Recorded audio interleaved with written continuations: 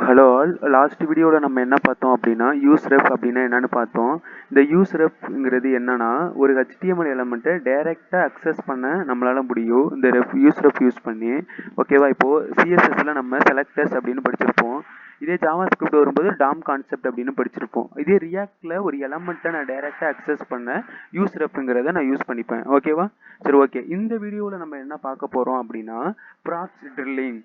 நல்லா புரிஞ்சுங்க. நம்ம ப்ரீவியஸ் வீடியோவிலேயே ப்ராப்ஸ் அப்படின்னா என்னன்னு பார்த்துருப்போம். இந்த ப்ராப்ஸுங்கிறது என்னன்னா நம்மளோட பேரண்ட் காம்பனண்ட்ல இருந்து நம்மளோட சைல்டு காம்பனண்ட்டுக்கு டேட்டாவை ஷேர் பண்ணுறதா என்னது ப்ராப்ஸ் அப்படின்னு சொல்லி நம்ம படிச்சிருப்போம். ஓகேவா? இப்போவும் நான் என்ன சொல்கிறேன், இப்போது பேரண்ட் டு சைல்டு மட்டும்தான் நான் அனுப்ப போகிறேன் அப்படின்னா நம்ம என்ன பண்ணிக்கலாம், ப்ராப்ஸை யூஸ் பண்ணிக்கலாம். இந்த ப்ராப்ஸ் ட்ரில்லிங் அப்படிங்கிறது எப்படின்னா, இப்போ இதில் உங்களுக்கு பார்த்தாலே புரியும். நான் என்ன பண்ணியிருக்கேன்னா காம்பனண்ட்ஸ்குள்ள இங்கே வந்து பார்த்தீங்கன்னா ப்ராப்ஸ் ட்ரில்லிங் டாட் ஜேஎஸ்எக்ஸ் இதுக்குள்ளே வந்து பார்த்தீங்கன்னா இம்போர்ட் ரியாக்ட் ஃப்ரம் ரியாக்ட் அப்படின்னு சொல்லிட்டு எக்ஸ்போர்ட் டிஃபால்ட் ஃபங்க்ஷன் எக்ஸாம்பிள் 1, என்னோட காம்பனன்ட் நேம் எக்ஸாம்பிள் 1, யூஸ் ஸ்டேட்டில் நான் சரவணன் அப்படின்ட்டு நேம் வச்சுருக்கேன்னா. ஓகே, நெக்ஸ்ட்டு இந்த டிப்புக்கு நான் ஒரு பார்டர் மட்டும் செட் பண்ணிக்கிறேன். 2 பிக்சல் சாலிட் ரெட் அப்படின்னு பார்டர் செட் பண்ணியிருக்கேன். இதில் எக்ஸாம்பிள் 1 ப்ராப்ஸ் ட்ரில்லிங். அடுத்து என்ன இருக்குது, காம்பனன்ட் 1. என்னோட ஸ்டேட்டை வந்து நான் என்ன பண்ணுறேன், டேட்டான்ட்டு காம்பனன்ட் 1க்கு பாஸ் பண்ணுறேன். ஓகே, அகைன் என்ன பண்ணுறேன்னா காம்பனன்ட் 1ல் அந்த டேட்டாவை வாங்கிட்டு எதுக்கு பாஸ் பண்ணுறேன்னா காம்பனன்ட் 2க்கு பாஸ் பண்ணுறேன். அகைன் நீங்கள் என்ன பண்ணுவீங்க, காம்பனன்ட் 2ல் என்ன பண்ணிடுறேன், அதை வாங்கிட்டு 3க்கு பாஸ் பண்ணுறேன். 3ல் வாங்கிட்டு 4க்கு பாஸ் பண்ணுறேன். 4ல் வாங்கிட்டு திரும்ப என்ன பண்ணுவேன், 5th காம்பனண்ட்டுக்கு நான் பாஸ் பண்ணுறேன்.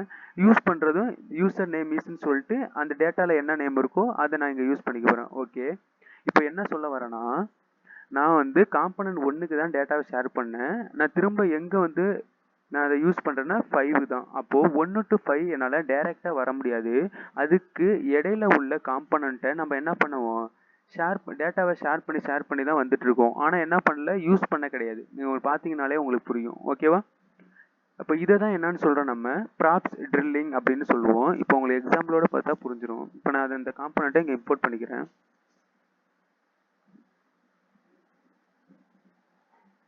ஓகேவா? இப்போ போய் செக் பண்ணி பார்ப்போம். இப்போ பார்த்தீங்கன்னா உங்களுக்கே தெரியும். இப்போ எக்ஸாம்பிள் 1 காம்பனன்ட் 1 2 3 4 5.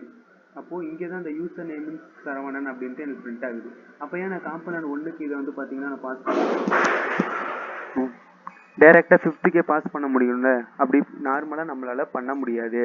ஸோ இதனால என்ன ஆகும்னா அன்னெசரி ரெண்டரிங் நடக்கும். நம்ம யூஸ் பண்ணுறது வந்து பார்த்தோன்னா 5th காம்பனண்ட்டில்.